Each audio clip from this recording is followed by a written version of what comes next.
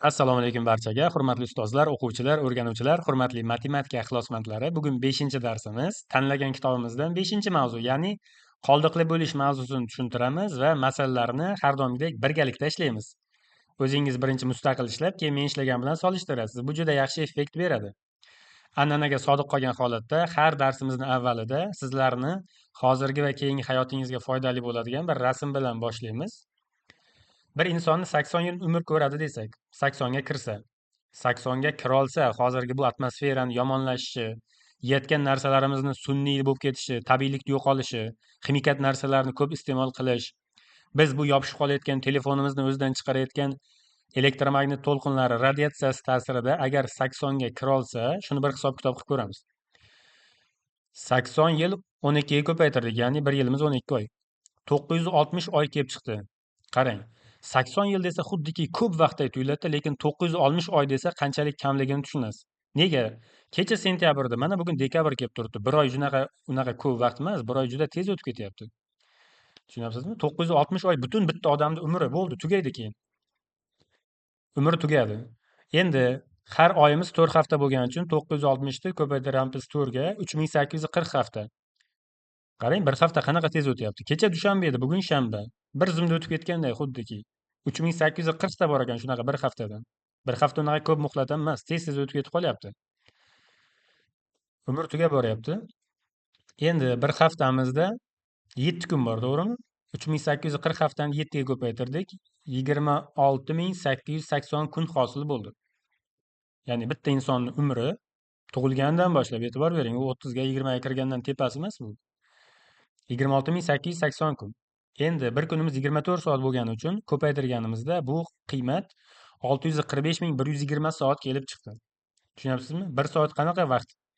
Juda katta vaqt emas 1 soat. O'shandan 645120 tasi bor sizda. Bir boshdan bu kamayib ketyapti. Bu hali tug'ilgan chaqaloq 80 ga kirguncha hisob-kitob bo'layotgan vaqt bu. 30 yoshli odamnikini hisoblasak, 30 dan 80 gacha 50 yilini hisoblasak, bu yanada kamayib ketadi anchagina. Endi nima uchun bu hisob-kitoblarni qilyapmiz? Qarang. Hozirgi paytda biz o'rganib qolgan bu media, internet shunaqangi kattarib ketdiki, bu media olamida suzishni iloji yo'q. Chunki qarang, ijtimoiy tarmoqlar ko'p. YouTube, TikTok, Telegram, Instagram, Facebook juda ko'p, to'g'rimi? Bitta YouTube'ni o'zinikini hisoblab ko'ryapmiz. Ya'ni internetdan izlab topmayapmiz. Bir kunligi e'tibor bering, bir kunligi 720 ming soat kelib chiqibdi. Bu nima deyapsizmi? Bir kun ichida YouTube'ga yuklanadigan videolarning umumiy soati. Bu YouTube ishlab chiqilgandan beri, endi 2015-yil ishlab chiqilganmi YouTube bilmayman, adashmasam. YouTube yaralgandan beri hisob-kitob emas bu. Bir kundagisi, hozirgi vaqtda, ayni vaqtda bir kunda 720 ming soatga teng bo'lgan video yuklanyapti. YouTube'ni o'ziga. Bu qolgan ijtimoiy tarmoqlar qo'shmayapmiz hali. Tushunyapsizmi? Bitta insonni 80 yil umri yetmayapti YouTube'dagi bir kunlik videoni ko'rib tugatishga.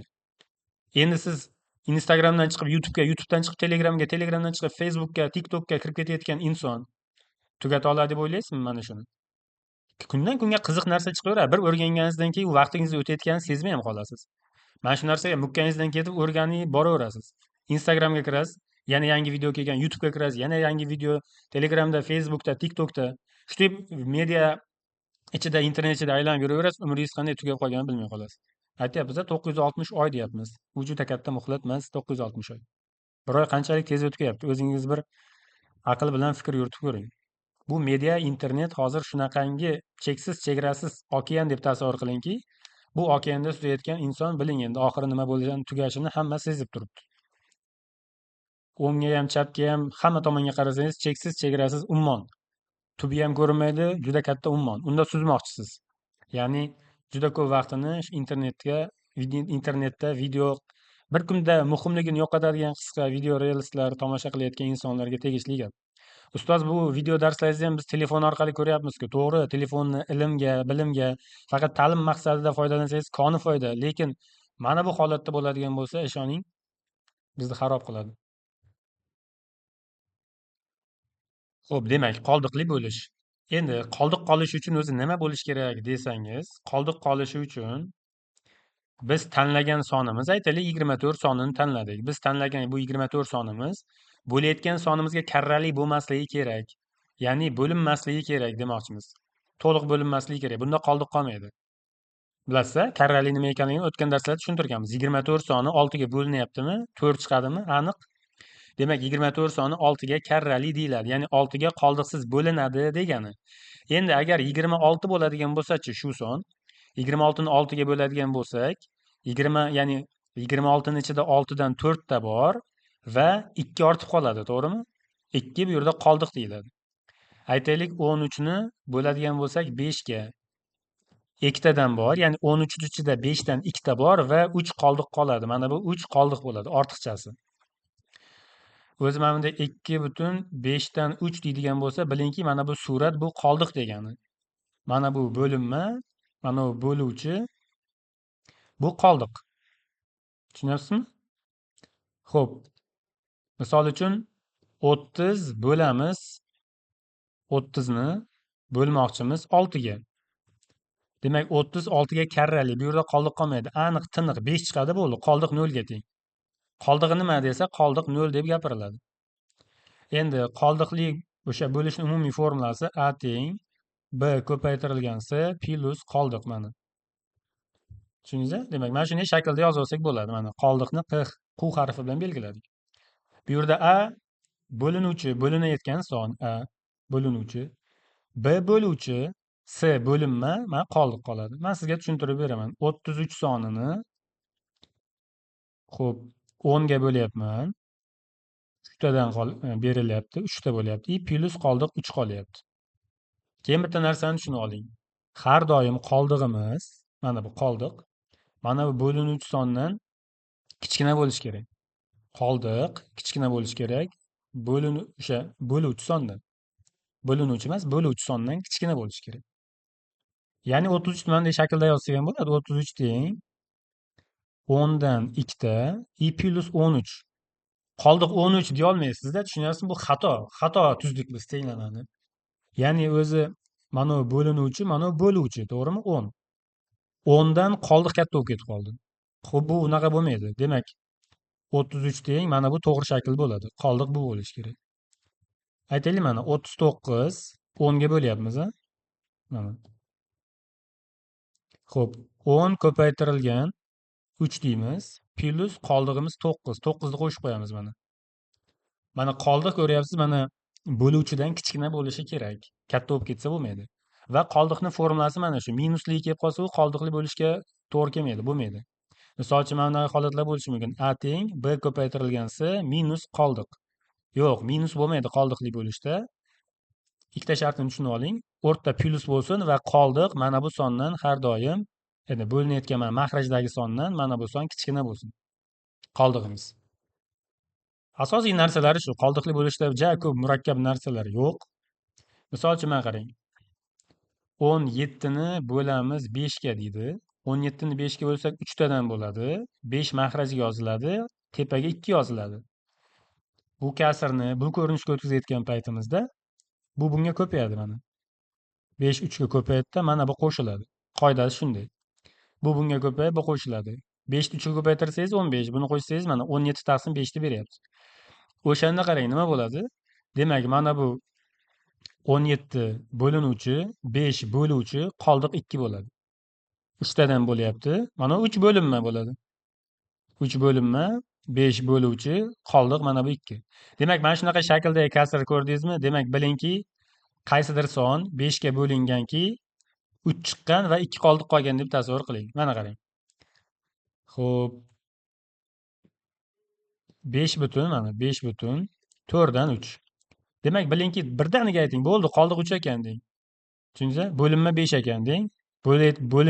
Bo'layotgan son bo'luvchi 4 ekan deng.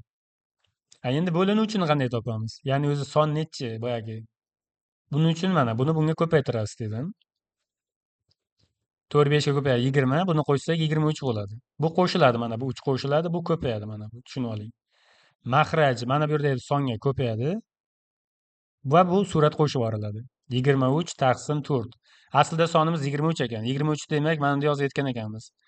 to'rt ko'paygan 5 plus 3 shaklida yozayotgan ekanmiz. Demak, orqasiga qo'shilgan narsa aniqki bu qoldiq bo'ladi. 24 misol uchun bunday yozishingiz ham mumkin. 3 ko'paytirilgan 5 plus xo'p 9 shaklida yozishingiz ham mumkin. Lekin e'tibor bering, bu yerda hozir mana bu qoldiq, mana bu sondan kattarib ketib qoldi. Bo'lmaydi. Bu yaxshi anaqa xato tuzildi bu tenglama hozir. Demak, tushungan bo'lsangiz 6,5 dan 4. Demak, qoldiq necha ekan? Ay, yaxshi. 4 ekan qoldiq. Bo'luvchi necha ekan? 5 ekan. Bo'linma necha ekan? 6 ekan. O'zi son necha ekan o'sha? Bo'linayotgan sonimiz, bo'linayotgan son nima ekan desa, buni bunga ko'paytirasiz va buni qo'shasiz. Ko'paytirsangiz 30, buni qo'shsangiz 34. Ha, demak son 34 bo'lgan ekan. 34 ni 5 ga bo'layotgan ekanmiz. 34 ni 5 ga bo'lganimizda 6 tadan bo'lgan ekan. 5 i plus qoldig'imiz 3 ekan. Qoldiq 3 bo'lgan ekan. Tushundingizmi demak? 59 ni bo'lyapmiz. Misol uchun 16 ga deylik. 59 ni 16 ga bo'lyapmiz. 3 tadan bo'ladi.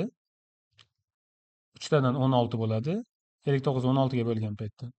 Qoldig'imiz 48 bo'ladigan bo'lsa 11 bo'ladi. 3 tadan qoldig'imiz 11. Ya'ni 11 16 ga yetmaydi. 11 va 16 dan kattarib ketmasligi kerak. 11 demak bundan kichkina bo'lishi kerak. Ana endi masalani ishlashga o'tamiz. Qarang. Quyidagi qaysi tengliklar qoldiqli bo'lishini ifodalaydi? Minus bo'lmaslik kerak dedi. Minuslar chiqarib tashlang. Xo'p. Bular hisobga ko'rsangiz qarang. Hammasi 43 deb beradi. 7 kara 5 plus 8 43. 8 kara 5 plus 3 43. 21 kara 2 plus 1 43 bu yerda. Endi qoldiqli bo'lishni ifodalayotganlar aytdik a. Mana bu 8 soni dedik. Mana bu ikkalasidan kichkina bo'lishi kerak. Kattarib ketgan hozir. Xo'p, 43 ni demak bu 7, mana bu yerda turgan 7 bo'luvchi deyiladi. 43 bo'linma. Bo'linuvchi 43 bo'linuvchi 5 bo'linma. 8 qoldiq bo'lyapti, lekin bu xato. Nega? 43 ni 7 ga bo'lgan paytingiz 5 tadan bo'ladigan bo'lsa 35 bo'ladi. 35 ga bitta 7 ni qo'shadigan bo'lsangiz 42 bo'ladi. Hali bu 6 tadan deganimizda bo'lar edi. Ya'ni bu qanaqa to'g'ri shaklda yozsak bo'lar edi? 43 teng 7 ko'paygan 6 plus 1 shaklida yozganimizda u to'g'ri bo'lar edi. 7 kara 6 plus 1. Shunda mana birimiz mana bu ikkalasidan kichkina bo'lardi. Hozir 8 bu qoldiqli bo'lish emas. Ya'ni qoldiq bulardan kattarib ketib qolyapti. Unaqa bo'lmaydi. Mana bo'ladi, mana qarang. 3 ikkalasidan ham kichkina. 43 da demak 8 ga bo'lgan, 5 tadan tekkan, 3 qoldiq qolgan. 43 da 21 ga bo'lgan, 2 tadan tekkan, 1 qoldiq qolgan. Mana 1 ikkalasidan ham kichkina. Bu mumkin, bunaqa bo'lishi mumkin. Demak, shunda 2 va 4 degan javobni olishimiz kerak. S. Qarang, qoldiqli bo'lish 1 ga qarang deyapti. Formulaga ko'ra qoldiq r bo'luvchi n dan kichik va ko'p qo'shiladi deyapti. Ya'ni tushuntirib beryapti bu yerda sizga.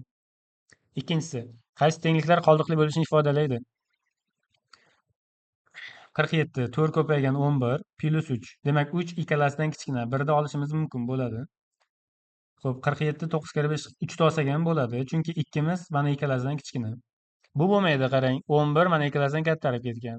To'g'ri, mana hisob kitob qilsangiz 47 ni berishi mumkindir, lekin qoldiq mana bu ikkalasidan katta bo'lmasligi kerak. Va minus bo'lmasligi kerak bizda. Bunaqa minus bo'lmaydi. Qoldiq har doim plus keladi. Bizda javob 1 va 3. Ha, javob. Minusni chiqarib tashlaymiz dedik-a, demak. Mana bu ham misol uchun 43 ni beryapti, lekin minus bo'lmasligi kerak. Qoldiqli bo'lishning formulasi har doim plus. Uchinchisi, demak minus chiqarib tashlaysiz birinchi o'rinda. Minus chiqarib tashlaysiz. 2 ta qoldi o'zi. Endi buni ham bir qaraymiz. 3 ikkalasidan ham kichkina bo'ladi. 1 ikkalasidan ham kichkina bo'ladi. Demak 3 va 4 degan javobni izlashimiz kerak mana. Bunda ham xuddi shunday. Minus bor ekan, minus chiqarib tashlaymiz. 1 ikkalasidan kichkina bo'ladi. Bu 1 ham ikkalasidan ham kichkina bo'ladi. Bu 1 ikkalasidan ham kichkina bo'ladi. Shunda 1, 2, 3 degan javoblar qoldiqli bo'lishini haqiqatan to'g'ri ifodalayapti ekan bizda. Endi yechimini yashirib turaylik, yechilishini. 723 ni 6 ga bo'lgandagi qoldiqni toping deyapti. Qarang, 723 ni 6 ga qanday bo'lamiz? 723 ni bunday qilib 6 ga bo'lib, mana shunday ishlasak ham bo'ladi. Takma-tak qilib bo'lib. Yo'q, biz boshqacha usul qilamiz, osonroq usul. 723 ni ichida oltiga aniq bitta bo'linadigan son hosil qilib olamiz. 723 bunday yozsak bo'ladi-ku, to'g'rimi? Qarang. 720 plus 3 deb yozsak bo'ladi-ku. Endi shuni 6 ga bo'lyapmiz. 6 ga bo'lyapmiz. 720 aniq 6 ga bo'linadi, qoldiq qolmaydi. Lekin 3 6 ga bo'linmaydi, demak 3 qoldiq qolib ketadi. Mana javob. Tushundingizmi? 723 ni 720 plus 3 deb yozib oldik. Aytaylik 729 kelgan bo'lsin.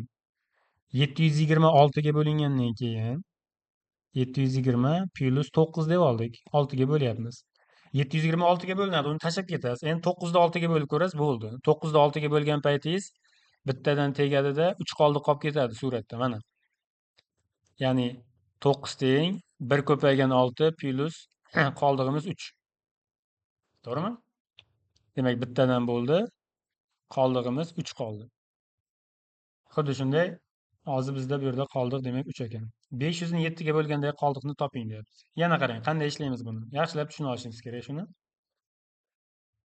500 ni ichida 7 ga bo'linadigan bitta son olamiz. 500 ni qarang, 490 plus 10 deb olsangiz bo'ladimi? Ya'ni 500 ga siz biladigan 500 ga eng yaqin 7 ga bo'linadigan sonni olishingiz kerak-da. 490 oldik biz. Xo'p, 490 7 ga bo'lgan paytimizda 497 ga bo'lamiz. Bu qoldiq qolmaydi, tashlab ketamiz. Endi 10 ni 7 ga bo'ladigan bo'lsak. 10 ni 7 ga bo'lgan paytimizda bittadan bo'ladi, 3 qoldiq qoladi, mana. Qoldig'imiz 3 bu yerda. Mana. Demak, tushundingiz qanday ishlashni? Qarang, 790 keyingisi 790 ni 8 ga bo'lgandagi qoldiqni toping. Videoni pauzaga qo'ying-da, o'zingiz ishlang. Keyin men ishlagan bilan solishtirasiz. Xo'p, nima qilamiz? 790 ni siz 8 ga bo'linadigan eng yaxshi sonni qaysi? 800 da, qarang. Xohlasangiz minus qo'ysangiz ham bo'laveradi. Xo'p, 800 minus 10 shaklida yozib olsangiz bo'ladi. Yoki plyuslikka keltiraman deydigan bo'lsangiz, 790 ga yaqin 8 ga bo'linadigan qaysi sonni bilasiz? Misol uchun 720. Chunki 72 8 ga bo'linadi. Shuning uchun 720 aniq 8 ga bo'linadi. 790 ni 720 plus 50 deb olamiz. 70 deb olamiz. Mana 790 shuni yozib oldik. Bu 8 ga bo'lingani uchun bo'ldi, buni tashlab ketamizda, faqat 70 ni 8 ga bo'lamiz. Tushundingizmi? Bo'linadigan sonni tashlab ketaveramiz. 78 ga bo'lsangiz 72 ga yetmayapti. 64 bo'ladi. Endi buni 64 plus 6 deb yozib olasiz. 8 ga bo'lasiz. 64 8 ga bo'linadi. Yana tashlab ketaverasiz. Mana qoldiq. Qoldiq mana bundan kichkinami? Bo'ldi. Mana shu o'zi bu son bundan kichkinami? Bu qoldiq bo'lib qolib ketadi. Endi minusligida ham ishlasak bo'ladi, faqat bu sal chalkashtirish mumkin. Bunga tushunadiganlar ham balki aytib ketamiz. 800 ni bo'ldik 8 ga, qoldiq yo'q. 800 8 ga bo'linadi, to'g'rimi? Endi 10 ni 8 ga bo'ladigan bo'lsangiz 2 qoldiq qoladi. Endi mana bu bo'layotgan soningiz 8 bo'lgani uchun 8 dan 2 ni ayirib qo'yishingizga to'g'ri keladi. Bu o'rtani ayirma qilib yozib olganimiz uchun, ayirmaga keltirganimiz uchun. Bu bo'yicha ham demak qoldiq 2 bo'ladi. Endi minusligi sal chalkashtirish mumkin. Har doim plyusga keltirib olganingiz siz uchun qulay. 893 ni xo'p, 9 ga bo'lishimiz kerak ekan. Qarang, 893 ga yaqin siz biladigan eng kichkinasi o'sha yaqin son qaysi? Aytaylik, men 810 ni bilaman. 810 aniq 9 ga bo'linadi. To'g'rimi? Chunki 81 9 ga bo'linadimi? 810 ham 9 ga bo'linadi. Endi nechini qo'shishim kerak bunga? 83 qo'shib olishim kerak. 810 9 ga bo'lingani uchun bo'ldi. 810 ni tashlab ketasizda, faqat 83 ni bo'lasiz 9 ga. 83 ni 9 ga bo'lganingizda buni yana 81 plus 2 deb olasiz. 83 ni. Bu 81 ni yana tashlab yuborasiz 9 ga bo'lingani uchun. Demak, mana bu son bundan kichkinami? Bo'ldi. Qoldiq shuni o'zi bo'ladi. Qoldiq 2 bo'lib qolib ketadi. Tushundingiz-a demak?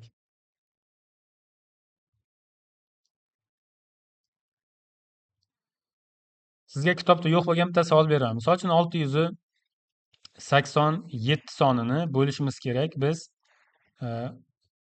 6 ga misol uchun. Nechi qoldiq qoladi desa, 687 ni 6 ga bo'lgandagi siz 687 da eng yaxshi 6 ga bo'linadigan son 660 deb biling mana. Chunki 66 6 ga bo'linadi-ku, 660 ham aniqki bo'linadi. Endi 666 deb 660 deb oldingiz, endi 687 bo'lish uchun nima qilishingiz kerak? 27 ni qo'shishingiz kerak bunga. 687 bo'ldi. 666 ga bo'lingani uchun bo'ldi, 660 tashlab ketasizda, faqat 27 ni o'zi bilan ishlaysiz. 27 ni bo'lasiz 6 ga. Endi 27 ni yana boyagidek yozib oling. Nima deb yozsangiz bo'ladi? 24 plyus 3 desangiz bo'ladimi? Chunki 24 oltiga bo'linadi, yana 24 tashlab ketasiz, mana qoldiq 3 qolyapti. Bu eng oson usullardan biri. Xo'p, bunda quyidagi yig'indilarning qaysi biri oltiga bo'linadi, deyapti. Qarang, bunda ikkalasini qo'shib boyagidek qilib bo'lsangiz ham bo'ladi yoki alohida bo'lib ko'rsak ham bo'laveradi. 86ni 6 ga bo'lamiz. Nechi qoldiq qoladi? 628 ni 6 ga bo'lamiz. Nechi qoldiq qoladi? Endi qarang, o'sha qoldiqlarni ham bir-biriga qo'shasiz.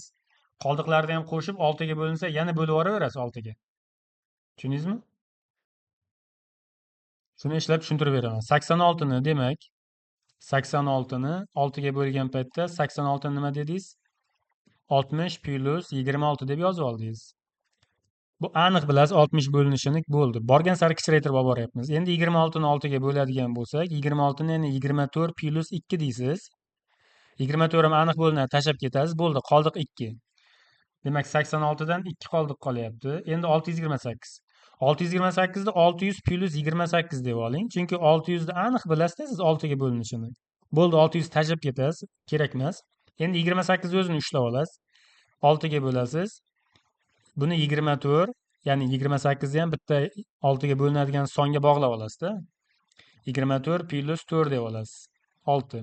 24 ni 6 ga bo'lsangiz, yana 24 bo'linadi, tashlab ketasiz. Mana qoldiq 4 qolyapti. Bundan 4 qoldiq qoldi. Endi bular yig'indi-ku o'rtada. 4 qoldiq qoldi mana. O'rtada plyus bo'lgani uchun endi 2 bilan 4 ni qo'shasiz. 6 bo'lyapti-ku. Uni yana agar 6 ga bo'linsa, bo'lib ketaverasiz. Bo'ldi, qoldiq qolmaydi. Bittadan bo'ladi, qoldiq yo'q. Qoldiq qolmayapti. Bizda qaysi biri 6 ga bo'linadi deganda, qoldiqsiz bo'linadi degan ma'no aytadi-da bu narsani. Mana shu sonlardan qaysi biri 10 ga bo'linadi desa, demak 10 ga qoldiqsiz bo'linadi degan ma'noni tushunishingiz kerak. 4 ta sonni berib qaysi biri 12 ga bo'linadi desa, demak bilingki 12 ga qoldiqsiz bo'linishi kerak deb ma'no berish kerak shu gap. Bittasini misol uchun xato ekanligini tekshirib ko'ramiz. Qarang. Xohlagan bitta. Misol uchun 83 bilan 623 farqi yo'q. 83 da nima dedik? 60 plyus 23 dedik. 6 ga bo'lamiz. 60 bo'lingani uchun tashlab ketamiz. 23 ni o'zini olyapman 6 ga. Bu 24 ga yetmaydi. Shuning uchun 18 plyus 5 ko'rinishida yozaman. 6 ga bo'lyapman. 18 yana qolib ketyapti. 6 ga bo'lingani uchun 5 qolyapti. Demak, mana bundan 5 qoldiq qoladi. Endi 623 qarang. 623 da 600 plyus 23 deysiz. 6 ga bo'lyapman. 606 ga bo'lingani uchun qolib ketadi. Bo'ldi, kerak emas. 23 ni yana o'zini olib olaman. Qarang, 23 yana xuddi boyagidek 5 qoldiq qolar ekan. Demak, bundan ham 5 qoldiq qolar ekan. Endi eksi 5 ni qo'shasiz, 10 bo'ladi. 10 ni 6 ga bo'lasiz, 4 qoldiq qolib ketadi. 10 ni 6 ga bo'lgan paytingizda bittadan bo'ladi-da, plyus 4 qoldiq qolib ketadi-da. Mana, qarang. Demak, bu 6 ga bo'linmaydi. Tushundingizmi? Ya'ni bundayda A plyus B plyus C plyus D degan sonlar bo'lsin, misol uchun. Qaysidir songa bo'lgandagi qoldiqni so'rayapti. Misol uchun 6 ga bo'lgandagi, 8 ga bo'lgandagi qoldiqni so'rayapti. Qarang. A ni alohida 6 ga bo'lasiz, qoldig'i 3 bo'ldi, misol uchun. B ni alohida bo'lasiz, qoldig'i 2 bo'ldi. C ni bo'ldingiz, qoldig'i 1 bo'ldi. D ni bo'ldingiz, qoldig'i 5 bo'ldi. Ya'ni sonlarni alohida 6 ga bo'ldingiz. Ana endi qoldiqlarni ham qo'shasiz bir-biriga. Mana yig'indi-ku. 3 ga 2 ni qo'shasiz, 5, 6, 11 bo'ldi. Ana endi o'sha qoldiqlarni qo'shib yana 6 ga bo'lasiz. 11 ni 6 ga bo'lgan paytingizda bittadan bo'ladi-da, 5 qoldiq qoladi. Demak, mana shu sonni hammasini qo'shib bir katta son hosil bo'lib, uni 6 ga bo'lgan taqdiringizda ham baribir oxiri 5 qoldiq qolib ketadi. Shuning uchun alohida bo'lsa ham bo'laveradi. Mana 10-masala shunga o'xshash ekan. Quyidagi yig'indilarning qaysi biri 7 ga bo'linadi deyapti. Ya'ni 7 ga qoldiqsiz bo'linishi kerak. Misol uchun javob tekshirib ko'ramiz. 47 ni 7 ga bo'lgan vaqtimda 47 ni nima deyman? 42 plyus 5 deb olaman. 7 ga bo'laman-ku. 47 ni shunday yozib oldim. 42 7 ga bo'lingani uchun tashlab ketaman. 5 7 dan kichkina bo'lgani uchun qoldiq mana shuni o'zi bo'lyapti. Demak, 47 dan 5 qoldiq qolyapti. Endi 701 ni 7 ga bo'lsak, aniq-a, 1 qoldiq qolish. Chunki 700, ya'ni buni 700 plyus 1 deb olasiz. 707 ga bo'lingani uchun 700 yo'q bo'lib ketadi-da, 1 qoldiq qoladi. Endi qoldiqlarni qo'shamiz. Qoldiq 6 bo'lib qoldi. 7 ga yetmadi. Demak, bundan qoldiq qolib ketar ekan. Ya'ni bu son 7 ga bo'linmas ekan. Bo'ldi, chiqib ketdi. Endi buni tekshirib ko'rasiz, xuddi shunday qilib. 64 ni 7 ga bo'lish uchun 64 bilasiz, 63 plus 1 desam, 63 7 ga bo'linadi, mana 1 qolib ketadi. Bundan 1 qoldi. 218 ni 7 ga bo'lmoqchiman. 218 ni bilasiz, 210 plus 8 deyman. Chunki 210 7 ga bo'linadi-da. 21 7 ga bo'linadi-ku. Shuning uchun 210 7 ga bo'linadi. Bu ketadi. Endi 8 ni 7 ga bo'lib ko'raman. Bundan ko'ra bilasiz, 1 qoldiq qoladi. Bittadan tegadi va 1 qoldiq qoladi. Demak, bundan ham qoldiq 1 qolib ketdi. Qoldiqlarni qo'shgan paytimda 2 bo'ldi, 7 ga yetmadi. Agar men qoldiqlarni qo'shgan paytim ham 7 ni berib qoladigan bo'lsa, bo'ldi, o'sha son bo'linar ekan deb olib ketsangiz bo'ladi. D ga o'tib ketaylik qani, menimcha shu D bo'lsa kerak-da javob. Keyin sinishla o'tiramiz agar D bo'lsa. 85 ni 7 ga bo'lmoqchiman. Demak, 85 bilan 84 plus 1 deyman. Chunki 84 7 ga bo'linadi. 84 tashlab ketamiz, qoldiq 1. 1 qoldiq qolar ekan. Endi 216 dan qarang. Aytganimizdek chiqdi. 216 ni 210 plus 6 deysiz. 217 ga bo'lgani uchun tash orasida mana 6 qoldiq qolyapti. Bundan 6 qoldiq qoldi. Endi qoldiqlarni qo'shgan paytimda 7 ni berdi. O'sha qoldiqlarni yig'indisi ham yana 7 ga bo'linib ketyapti-ku. Demak, qoldiq qolmaydi. Bittadan tegyapti-da, qoldiq 0. Plus mana qoldiq 0 ga teng. Demak, bizda javob D bo'lar ekan. Mana shu yig'indi ham 7 ga bo'linar ekan, aniq. 8 ga 9 ga bo'linishi ham xuddi shunday tartibda ketadi.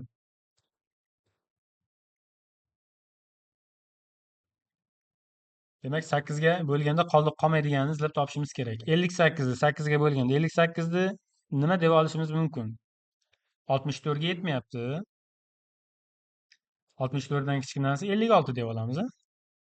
7 kare 8. 56 plus 4 deyman. 56 8 ga bo'lingani uchun 4 qoldiq bo'ladi mana. 794 ni nima deb olaman? 720 deyman, aytaylik. 720 plus 94 imiz bo'ladigan bo'lsa, bu yerda yana 74 qolyapti. 720 bo'linadi, 74 ni endi izlaymiz. 74 ni 8 ga bo'lgan paytimda buni 72 plus 2 desam, 72 bo'linadi, 2 qolib ketadi. Bu yerdan ham qoldiq 2 qoldi. Ikkita qoldiqni qo'shgan paytimda 8 ga yetmadi. Umumiy 6 qoldiq bo'lib ketadi.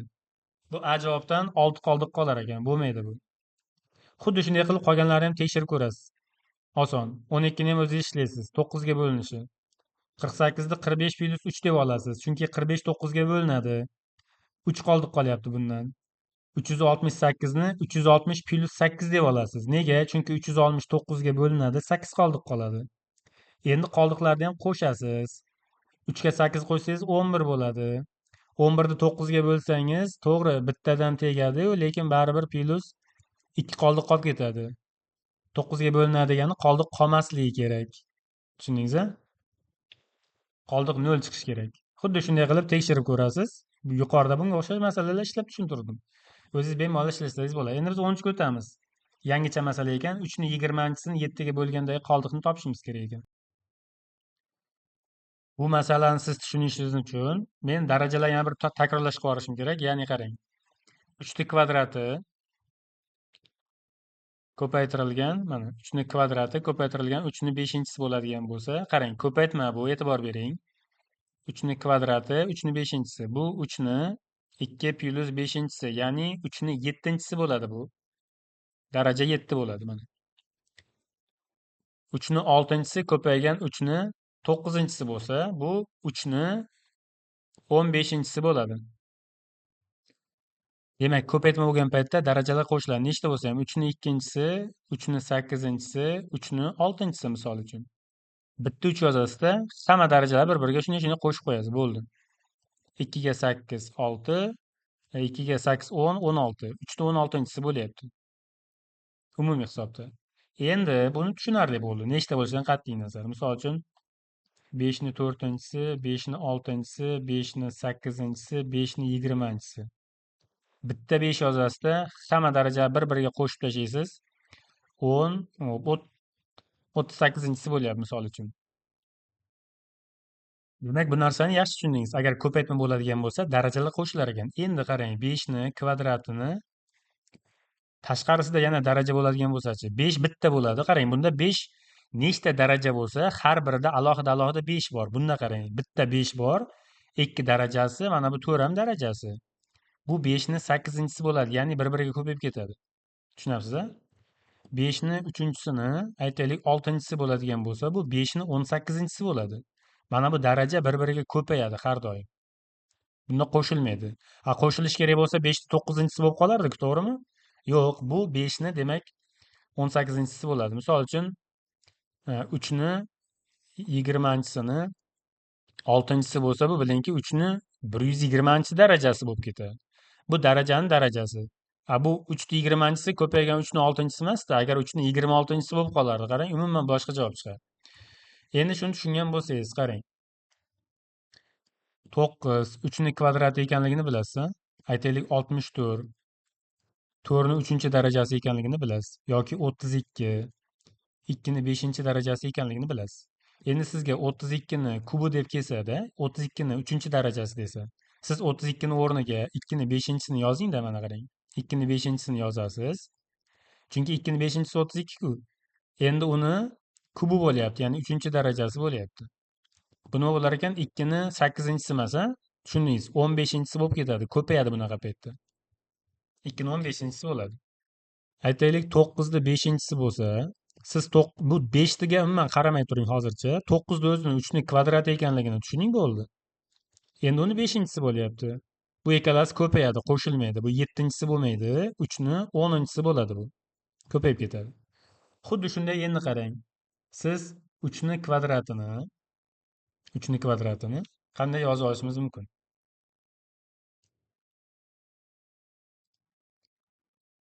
3 ni 20-sini qanday yozyapmiz? Qarang. Bu aslida qanday bo'lgan? 3 ni kvadratini 10-si deb olsak bo'ladi. Bemalol. Qarang. Baribir shu 3 ni 20-sini hosil qilyapmiz-ku. 2 ga 10 ko'payib, mana 3 ni 20-sini beradi. Shunda 3 ni kvadrati bu 9 bo'ladi. 9 ni 10-si degani bu.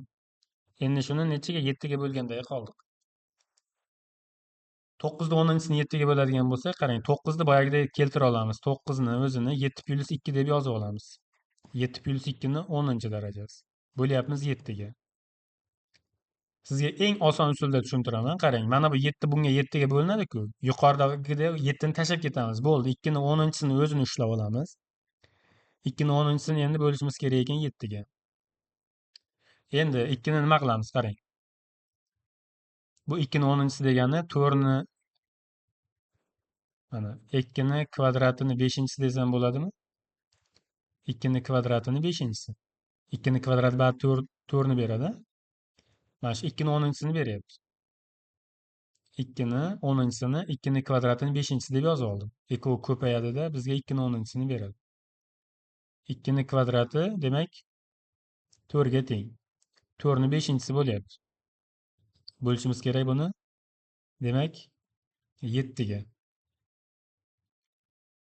Qarang, 4 bu yerda 7 dan kichkina bo'lib qolyapti, lekin daraja toq. Endi nima qilasiz? 2 ni 10-sini boshqacha shaklda yozsak ham bo'ladi. Agar shunday bo'lib qolsa, o'zgartirasiz. 2 ni 5-sini kvadrati desangiz ham bo'ladi. Biz boya kvadratini 5-si dedik, endi 5-sini kvadrati. Ya'ni mana bu ikkalasini bemalol buni bu yoqqa chiqarishingiz mumkin. 3 ni mana misol uchun 3 ni 4-sini 6-si bilan xohlasangiz 3 ni 6-sini 4-si deb yozsangiz bo'ladi. Ikkalasini joyini almashtirib qo'yish mumkin bemalol. Hech narsa o'zgarmaydi. Xuddiki 3 ko'paygan 4 bilan 4 ko'paygan 3 deganday gap bu. Bemalol joyini o'zgartirib qo'yaverasiz. Hech narsa qilmaydi, hech narsa o'zgarmaydi. Endi xo'p, 2 ni 5-si necha? 32. 32 ni kvadrati bo'lyapti. O'shani 7 ga bo'lishimiz kerak ekan. 32 ni siz yana 7 ga bog'lab olasiz. 28 plus 4 deb olsangiz bo'ladi-ku. Shuni kvadrati bo'lyapti. Bo'lamiz 7 ga. 28 7 ga bo'lingani uchun tashlab ketamiz, bo'ldi. 4 ni kvadratini o'zini ushlab olamiz. 4 ni kvadrati necha? 16. 16 ni 7 ga bo'lganimizda, demak, ikkitadan tegadi-ku. 16-da ikkita 7 bor va qoldiq 2 qolib ketadi. Javob mana 2. Ko'ryapsizmi? 3 ni 20-darajasi bu juda katta son bo'ladi, lekin biz uni maydalab 16 gacha olib keldik. Javobida demak, mana javobi ham shu 2. Mana 9 ni 10-sini hozir endi videoni pauzaga qo'yib ishlab ko'ring. 9 da 10'inchisini 7 ga bo'lishimiz kerak. Nima qilar ekanmiz? 9 da 10'inchisini biz yozib olar ekanmiz. 9 ni o'zini 7 plus 2 deb yozib olamiz. 7 plus 2 ni 10'inchisi deymiz, bo'lamiz 7 ga. 7 bu 7 ga bo'lingani uchun tashlayveramizda 2 ni 10'inchisini o'zini olamiz. 2 ni 10'inchisini 7 ga bo'lamiz. Hozir yuqorida ishlagan masalamiz bilan bir xil bo'lyapti. 2 ni 10'inchisini demak 2 ni 5'inchisini 2 ni ya'ni 5-darajasini kvadrati deyapmiz. 32 ni kvadrati bo'ldi. Ya'ni yuqoridagi masaladan bir xil 2 chiqar ekan javobi. Endi bunga qarang. 4 ni 12-chisini 9 ga bo'lyapmiz. Siz nima qilasiz? 4 ni 12-chisini 16 buni 16 ni 4 ni mana qarang. 12-chisi 4 kvadrati 16 ya. 4 kvadratini 6-chisi deb olsangiz bo'ladimi? 6 ga 2 ko'payib barish 12 ni beradi-ku. 4 kvadrati nechi? 16. 16 ni 6-chisi bo'ldi. Ana endi 16 ni 9 ga qarab bog'laymiz, maydalaymiz. Xo'p, 9 plus 7 desak bo'ladi. Bizga 9 ga bo'linganday qoldik deyapti. 9 plus 7 taqsim 9. 9 plus 7 ni 6-chisi bo'lyapti. 9 9 ga bo'lingani uchun tashlab ketasizda 7 ni 6-chisini endi ushlab olasiz. 7 ni 6-chisini 9 ga bo'lish kerak. 7 ni 6-chisini qarang, bunday qilsangiz bo'ladiki, 7 ni 2-chisini 3-chisi desangiz bo'ladi. Ikkalasi ko'paytma mana 6 ni bersa bo'ldi. 7 ni 2-chisi bu nechi? 49. Ya'ni 49 ni 3-darajasi bo'ldi. Endi 49 ni yana 7 ga bog'lab olasiz. Nima qilasiz? 42 plus 7 deb olasiz. Mana 3-darajasi bo'lyapti. Uzr, to'xtang. 42 biz 9 ga bo'lyapti, 7 ga bo'lyapmiz deb xayol qilsiz. Mayli. 45 deymiz. 45 plus 2 deymiz. 49 midi bu? 4 deymiz ekan, mayli. 45 plus 4 bo'lamiz 9 ga. Tushundingizmi? 49 ni 45 plus 4 deb yozib oldim. 45 9 ga bo'lingani uchun yana tashlab ketamiz. 4 ni 3-chisini olamiz. 9 ga bo'lyapmiz. 4 ni 3-chisi bilasiz 64. 64 ni 9 ga bo'ladigan bo'lsak, 64 ni 9 ga bo'lsak, 63 plus 1 deymiz. Ya'ni 63 ni ichida 9 dan bor, 1 qoldiq qolib ketadi. Demak, bizda qoldiq 1 ga teng ekan mana. 5 ni 40-chisini 8 ga bo'lishimiz kerak. Qarang. Buni ham qani bitta videoni pauzaga qo'yib o'zingiz ishlang qani, nima javob chiqadi sizda. 5 ni 40-chisini nima deysiz ekan? 5 ni kvadratini 20-chisi deysiz ekan. Bari ko'paytirilganda 40 ta beryapti. 5 ni kvadrati 25. 25 ni endi siz 8 ga bog'lashingiz kerak. 24 plus 1 deysiz. O'shani 20-chisi bo'lyapti. Bo'lamiz, demak 8 ga. 24 8 ga bo'linadi. Bo'ldi, 24 tashlab orasida 1 da 20-chisi bo'ladi. 1 da 20-chisini 8 ga bo'lsangiz, qoldiq 1 qoladi. Nega? Chunki 1 da har qanday darajasi 1 ku. 1 taqsim 8 bo'lib qolsa, demak 8 dan kichkinami? Bo'ldi, qoldiq o'zi bo'ladi. Aytaylik, shunaqa vaziyatga kelib qolgan paytda 5 taqsim 8 bo'lib qoldi. Bo'ldi, 5 8 dan kichkinami? Qoldiq 5 ni o'zi bo'ladi. 6 taqsim 8 bo'lib qoldi aytaylik. Bo'ldi, 6 8 dan kichkina-ku. Qoldiq 8 ni o'zi bo'lib qoladi, 6 ni o'zi bo'ladi qoldiq. Xo'p, ana endi 13 9-chisini 5 ga bo'lganda qoldiq. 13 ni 9-chisini nima deysiz ekan siz? 13 ni maydalaysiz. 10 plus 3 deysiz. Shuni 9-chisi deysiz. Bo'lasiz 5 ga. 10 5 ga bo'lingani uchun bo'ldi. Tashlab ketasizda 3 ni 9-chisini o'zini olib olasiz. 3 ni 9-chisini bo'lishimiz kerak. 5 ga bo'lyapti. Xo'p, 3 ni 9-chisini yana qanday yozib olsak bo'ladi? 3 ni bunday qilamiz, qarang. 3 ni 3-chisini 3-chisi deb olamiz. Chunki ikkalasi ko'payib bari 3 ni 9-chisini beryapti-ku. 3 ni 3-chisi nechi bizda? 27. Ya'ni 27 ni 3-chisi bo'ldi bu. 27 ni mana 27 ni 3-chisi bo'ldi mana. 3 ni 3-chisi 27 da. Tushundingizmi? 3 ni 9-chisini qanaqa shaklda yozib olganimni? Mana bunaqa shaklda yozib oldim. Chunki ikkalasi ko'payadi-ku. Aytaylik, sizda 3 ni 12-chisi kelib qolsa, siz buni misol uchun 3 ni 2-chisini 6-chisi deb yozishingiz mumkin. 3 ni 3-chisini 4-chisi deb yozishingiz mumkin. 3 ni 4-chisini 3-chisi deb yozishingiz mumkin. Yoki 3 ni 3'ni 6-chisini kvadratida yozishingiz mumkin. Ya'ni ikkalasini ko'paytirganingizda 12 ni bersa bo'ldi-da, mana ko'paytma 12 ni beryaptimi? Bo'ldi. Xohlagancha shunaqa shaklda yozsangiz bo'ladi. 27 nima deysiz? 25 plus 2 deysiz. O'shani 3-chisi bo'lyapti.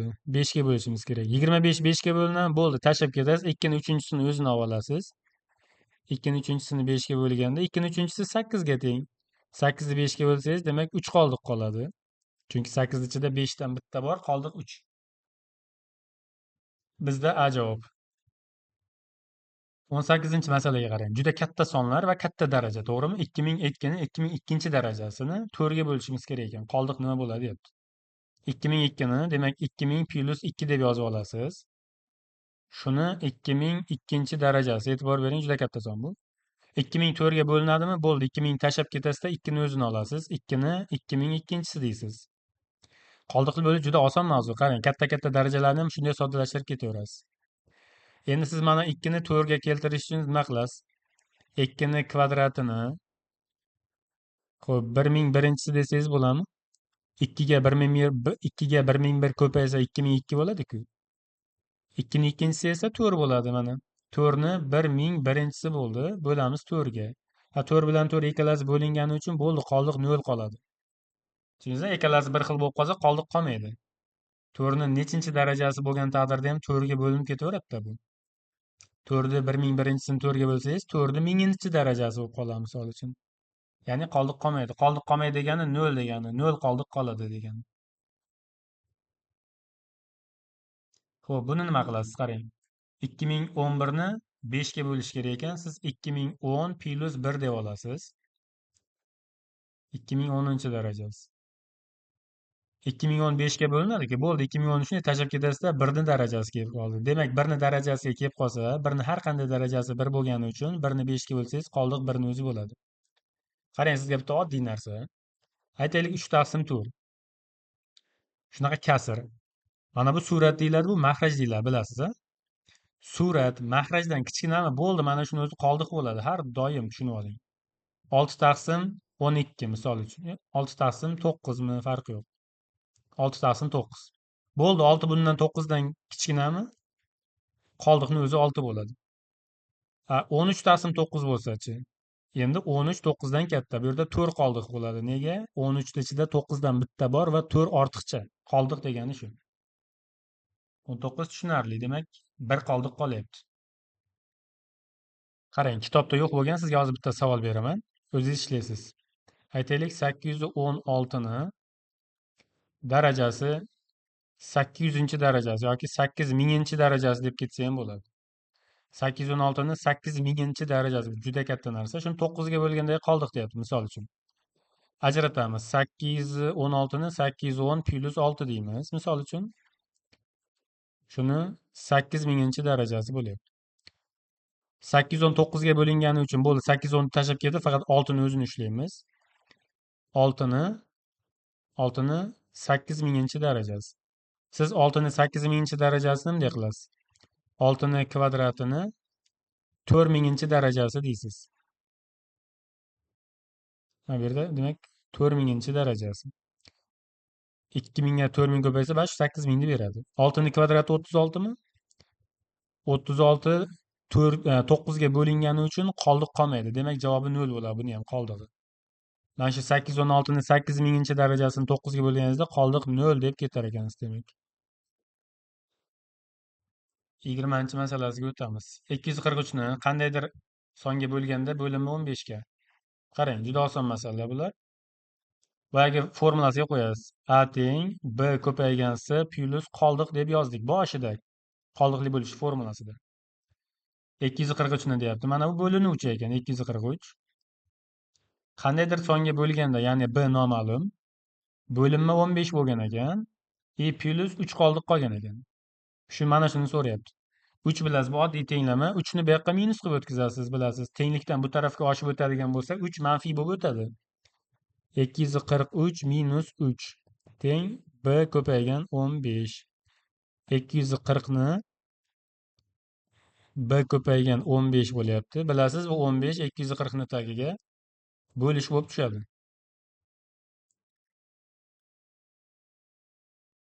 240 bo'lingan 15 teng bo'linma.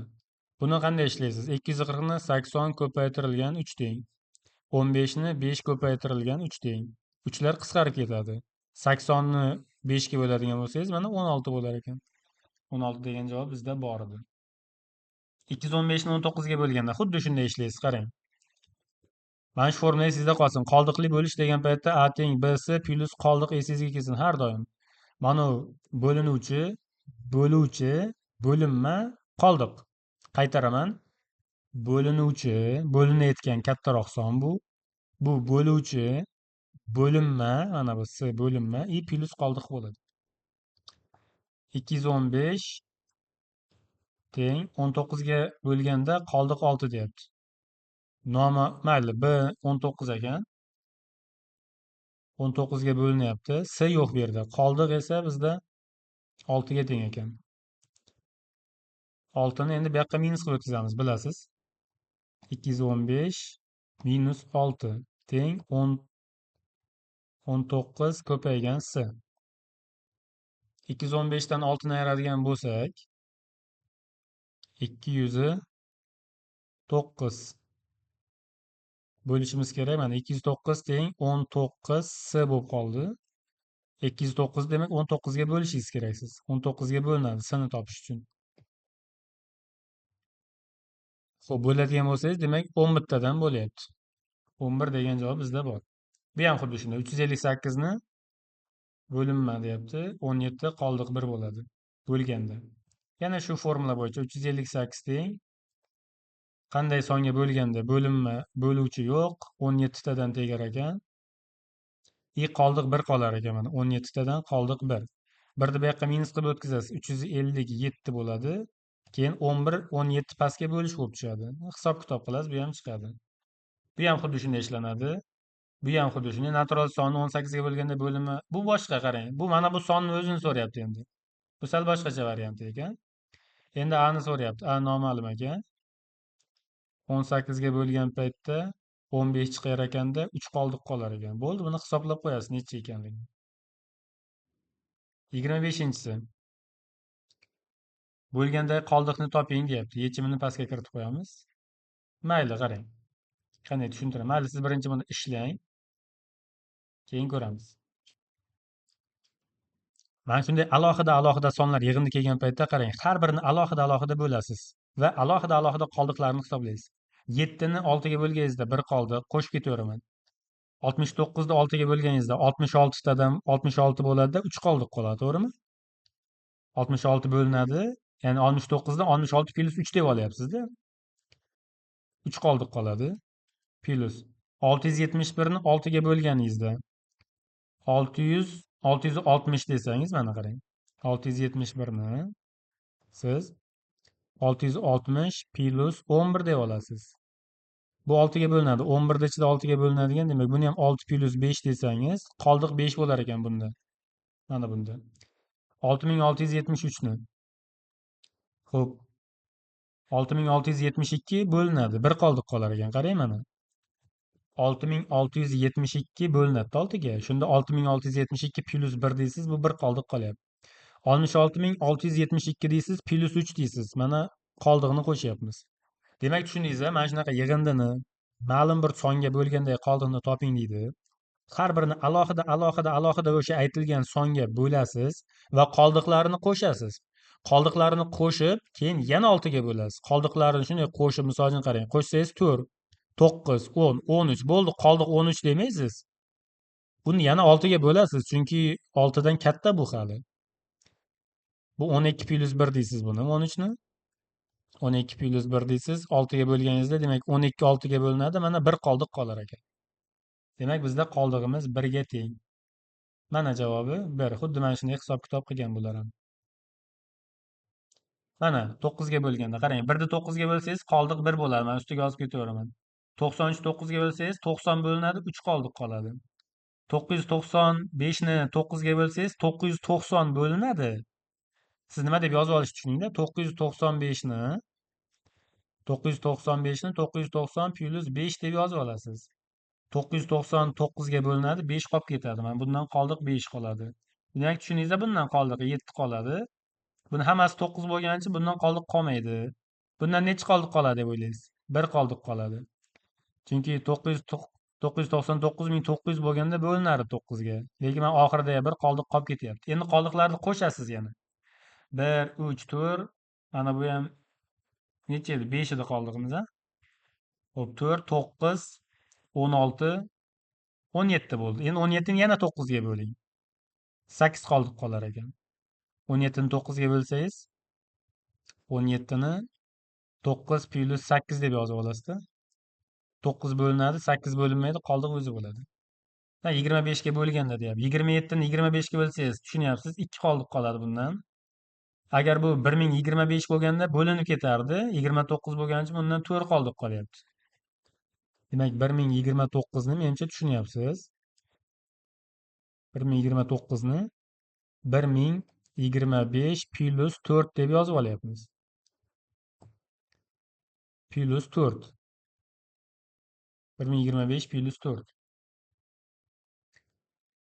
4 qoldi. Xo'p, buni ham 10.025 deymiz. Bunda 6 qoldiq qolar ekan. Bundachi 100.025 deysiz, bunda 25 dan ortasi qancha? 8 qoldiq qolyapti. Bu ham xuddi shunday. 25 deysiz, bunda 10 qoldiq qolyapti. Endi qoldiqlarni qo'shing hammasiga. 2, 4, 6, 12, 20. Bu bilan 30 bo'lyapti. 30 ni yana 25 ga bo'lganingizda mana 5 qoldiq qolyapti. Tushundingiz-a? 28-savolga e'tibor bering. Shunaqa ham uzun son bor. Ko'p xonali bu. 2, 4 mana shu sonlarga bo'lgandagi hosil bo'lgan qoldiqlar yig'indisini toping deyapti. Qarang, qoldiq bo'lish bunaqa qiyin emas. Juda oson narsa. 2 ga bo'linish belgisini, endi bo'linish qoidasini eslaysiz bu yerda. Bo'linish qoidasi nima deyapmiz? 2 ga bo'linish belgisi oxiri juft bo'lsa bo'ldi. Demak, mana bu son 2 ga bo'linadi. 2 ga bo'linsa qoldiq 0 bo'ladi. Mana qarang, 2 ga bo'lganda qoldiq 0. 4 ga bo'linish belgisi oxiridagi ikkita raqam 4 ga bo'linishi kerak. Oxiridagi ikkita raqam agar 54 da 4 ga bo'lsangiz nechi qoldiq qoladi? Oxiridagi ikkita raqamga qaraysiz. 52 bo'lganda 4 ga bo'linardi, lekin bu 54. Demak, bundan 2 qoldiq qoladi. Ya'ni 4 ga bo'lganingizda 2 qoldiq qolar ekan. Mana yozib qo'ydim.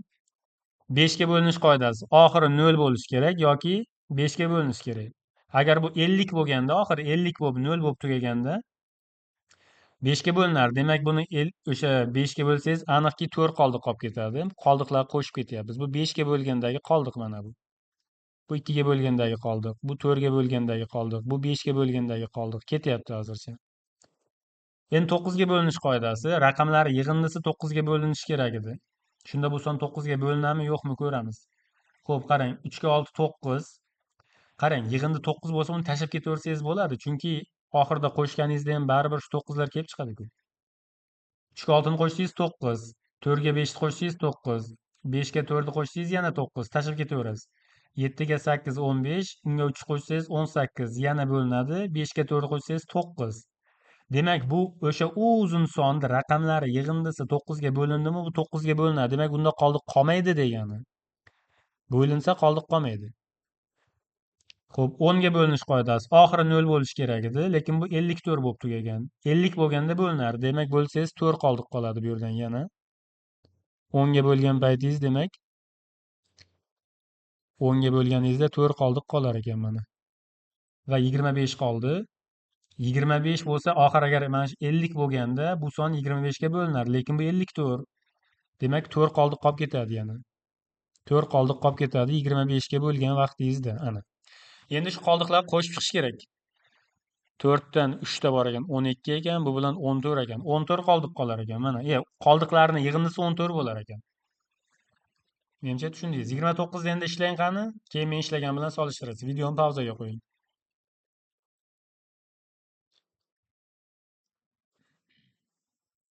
Demak, birinchi 2 ga bo'linishini tekshirib ko'ramiz. Oxiri e, nima bo'lyapti? Juft sonmi? Juft son bo'lgandan keyin u 7 ga bo'linadi, aniq. Demak, 2 ga bo'lindi. Qoldiq 0 qoladi. 2 ga bo'linganda demak qoldiq 0 qolyapti.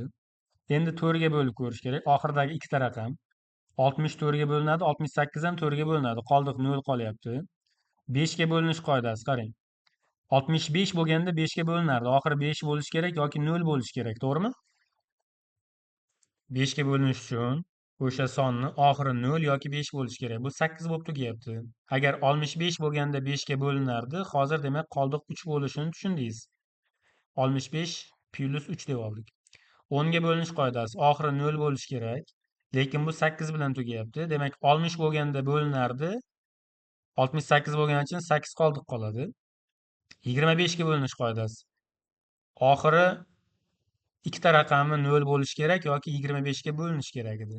Agar bu 50 bo'lganda 25 ga bo'linardi. Hozir bu 68. Demak, bu yerda bilyapsiz 18 qoldiq qoladi. 25 ga bo'lganingizda 18 qoldiq qoladi. 50 plus 18 deb yozib olasiz mana bu oxirgi ikkita raqamni. Endi qoldiqlarni qo'shing. Xo'p, 8 ga 18 26, bu bilan 27 bo'lyaptimi? Uzr, men 1 deb o'ylabman. Bu 3 edi, aytgancha. Yaxshi.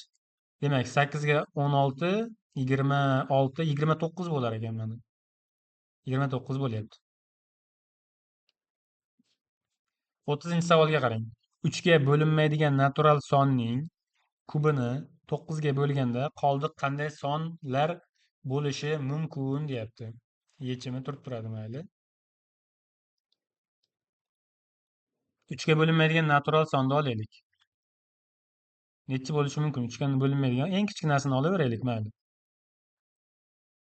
3 ga bo'linmaydigan natural sonni eng kichigi. 4 da, misol uchun. 3 ga bo'linmaydigan natural sonni kubi.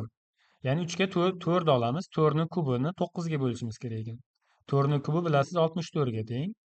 64 ni 9 ga bo'ladigan bo'lsak, siz 64 ni 63 plus 1 deb yozib olasiz. 9 ga bo'lganingizda 63 9 ga bo'linadi, demak 1 qoldiq qolyapti. Xo'p, 1 bo'lishi mumkin ekan, aniq. 1. Endi 5 ham misol uchun 3 ga bo'linmaydi-da. 5 ni kubini oladigan bo'lsak, 125 bo'ladi. 125 ni 9 ga bo'lishimiz kerak ekan. Endi 125 ni 9 ga qanday yaqinlashtiramiz? 90 plus 35 deymiz. 90 plus 35. 90 9 ga bo'linadi. Endi 35 ni 9 ga bo'linadimi, yo'qmi ko'rishimiz kerak. 35 ni nima qilasiz? 27 plus 8 deb olasiz. 27 9 ga bo'lingani uchun tashlab ketasiz. 8 qoldiq qolyapti shunda. Demak, 1 yoki 8 bo'lishi mumkin ekan. Undan keyingi 7 ni ham olib ko'rishingiz mumkin. Misol uchun 7.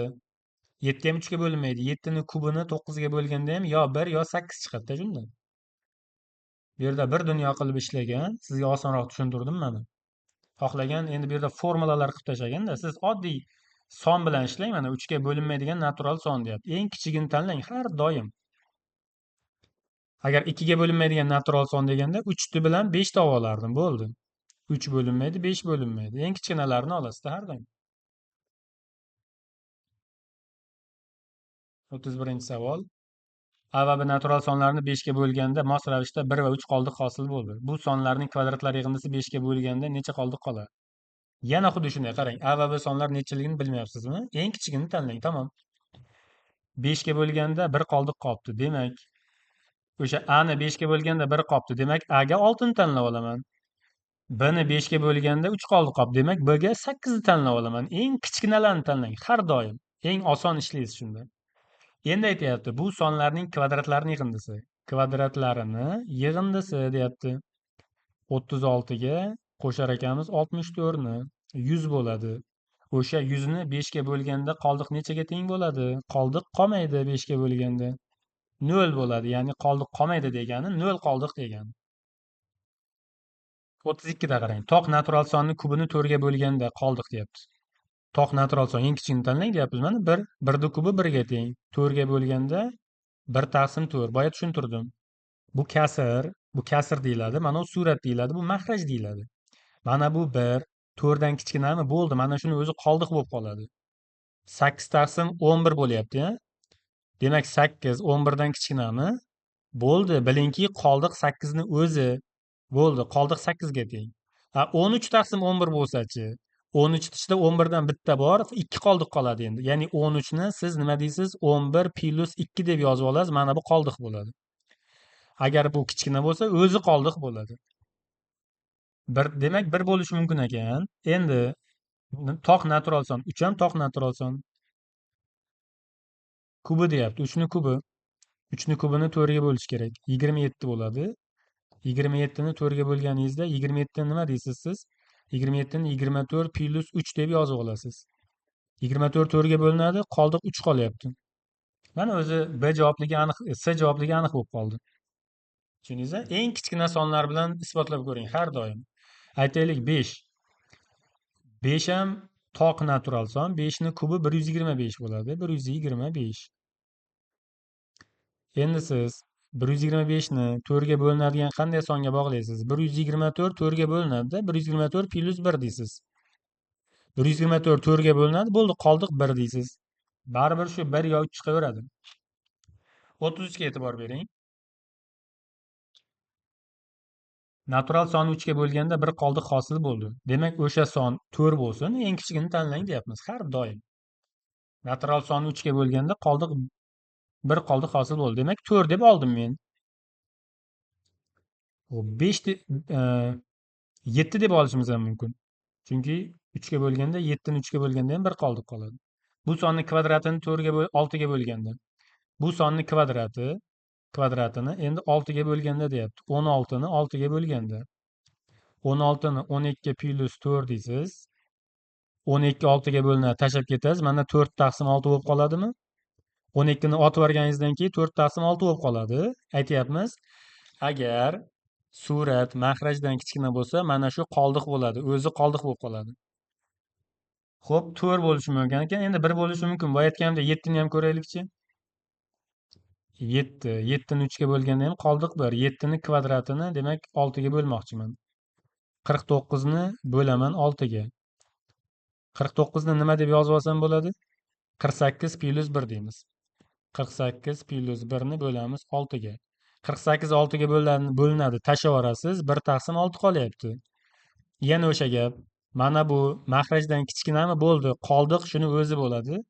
Mana 1 ni ham isbotladik. 1 yoki 4 bo'lishi mumkin ekan.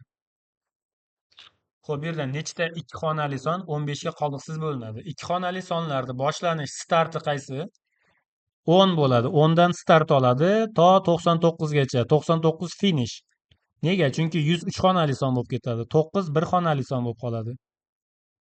10 start, 99 finish. Necha ikki xonali son 15 ga qoldiqsiz bo'linadi. Demak, 15 dan boshlanadi. Bu yoqqa ketadi. 30 bor. Qo'shib qo'ysangiz 45 bor, 60 bor, 75 bor, 90 bor. Bo'ldi. Nechta bo'ldi? 1 2 3 4 5 6 ta son bo'lishi mumkin ekan. Mana 6 ta son. Bu yerda boshqacha ham tushuntiryapti. 45 shunaqa 90 gacha boryapti. Endi nechta ikki xonali son 9 ga qoldiqsiz bo'linadi deyapti. Bu ham xuddi shunday gap. 10 start, 99 finish bo'lgandan keyin, xo'p, eng birinchisi 18 bo'ladi. 9 qo'shib ketaverasiz-da. 18, 27, 36, 45, 54, keyingisi 63, 72, 81, 90 va 99 ham bo'ladi. Chunki 9 ga bo'linadi. O'shalarni sanab chiqing, 10 tadir, 9 dan nechtadir chiqadi. Endi nechta 3 xonali son 50 ga qoldiqsiz bo'linadi? Endi bu sal boshqacha ketdi. 3 xonali son deyapti. 3 xonali son 100 dan start oladi. 999 da devorga boshi urilib to'xtaydi. Finish 999. Chunki bu yog'i 1000 bu 4 xonali son bo'lib ketib qoladi. 999 ga borib tugaydi. Endi 50 ga bo'lganda deyapti. Demak, bunda nima qilasiz? 3 xonali son 100 dan boshlandi. 100 o'zi 50 ga bo'linadi. 100 bor. 50 qo'shib ketaverasiz-da. Keyingisi 150 bo'ladi. 150. Keyingisi 200 bo'ladi. 250 bo'linadi. Keyingisi 300 bo'ladi. 350 bo'linadi. 400 bo'linadi. Va hokazo 950 bo'ladi faqat oxirgisi. Tushunib oling. 999 emas, 950 oxirgisi bo'ladi. 100 dan boshlab sanaysiz. Mana bitta, ikkita, mana bu 3 ta misol uchun 150. Mana, manada 100. Ha, bitta deyapsiz, ikkita deyapsiz, mana uchta deyapsiz, mana to'rtta deyapsiz, ketyapti. 950 eng oxirgisi bo'ladi. Sanab chiqsangiz nechta chiqadi? 17tami, 20tami? Qiyinmas demak. Barcha uch xonali sonlar ichida 45 ga bo'linadigan deyapti. Yana xuddi shunday. Start 100, 100 dan start oladi, 999 ga borib finish to'xtaydi. 100 45 ga bo'linmaydi. 135 bo'ladi buni boshlanishi. 135 45 ga bo'linadi. Endi bunga 45 qo'shib ketaverasiz. Qo'shasiz 45 ni.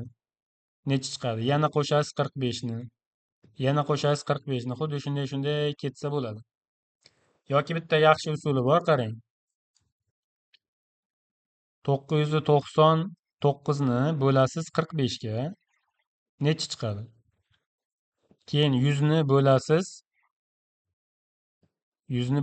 45 ga. 100 ni bo'lasiz 45 ga nechi chiqadi? O'sha ikkita sonni bir-biridan ayirib tashlasangiz ham bo'ladi. Butun qismini faqat. Butun qismi degani, misol uchun 100 ni 45 ga bo'lganingizda 2/3 bo'ladigan bo'lsa, mana bu 2 butun qismi deyiladi. Demak, bu usulni tushundingiz-a? Ya'ni tushunib olish kerak, juda oson ishlasa bo'ladigan usul bu. Aytdik, 135 dan boshlab 45 ni qo'shib ketaverish bu mushkul. Ancha vaqtingizni oladi bu. Qanaqa yaxshi usul bor ekan? Eng kattasini 945 ga bo'lasiz. 45 ga bo'lasiz, uzr.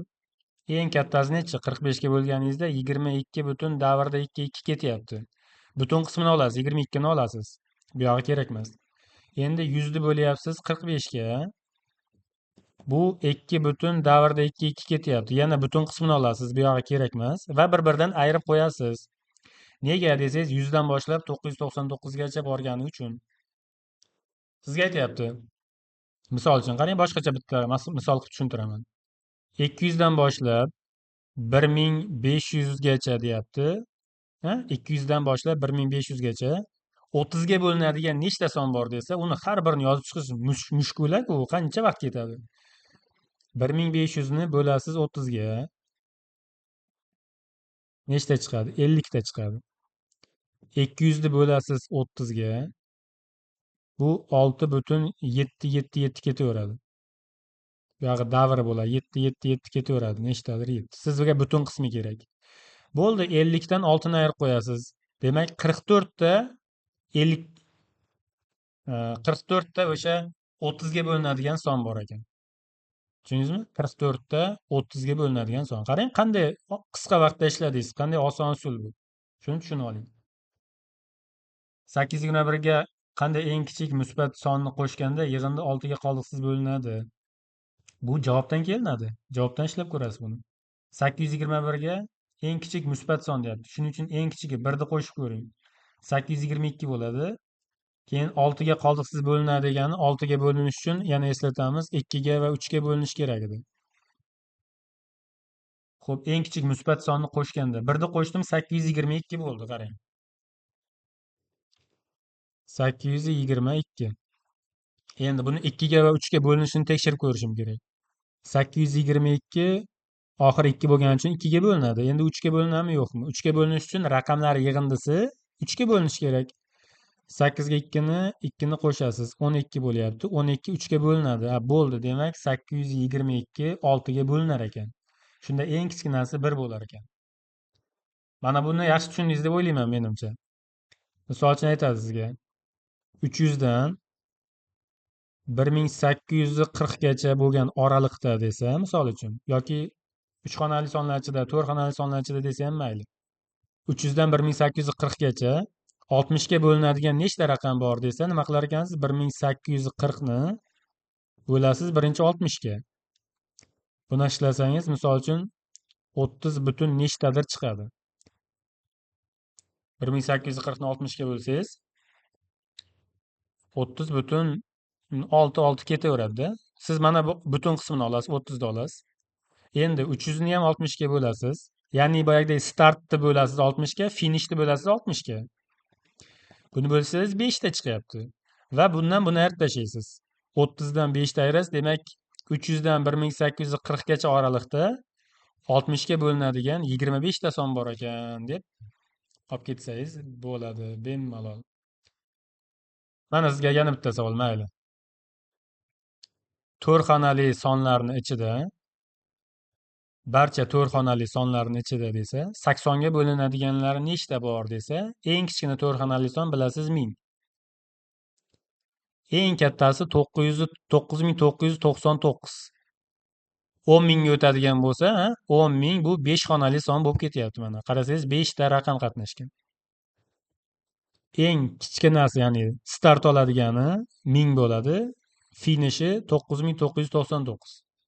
Sizga aytdi, barcha 3-4 xonali sonlar ichida aytaylik nechiga? 120 ga deylik. 120 ga bo'linadiganlari nechta dedi. Qiladigan ishingiz 9999 da 120 ga bo'lasiz va nechi butundir, misol uchun mana nechi butundir bir nima ketadi buyog'i. Mana shu sonni olasiz, virguldan bu yoqdagi sonni olasiz. Ikkinchi ishingiz 1000 ni bo'lasiz. 1000 ni bo'lasiz 120 ga. Xo'p, bu aytaylik 8 butun nimadir ketadi. Nechtadir baqa raqam ketadi. Bu sonni olasiz va mana bu sonni ayirib tashlaysiz, sizga kerak bo'lgan javob kelib chiqadi. Shu bilan bu mavzu bo'yicha sizga yetkazmoqchi bo'lgan xabarlarim shulardan iborat edi. Sog' bo'ling, salomat bo'ling, ilmlaringiz ziyoda bo'lsin. Keyingi mavzularda uchrashguncha o'zingizga ehtiyot qiling. Sizlar bilan Kamina deydi.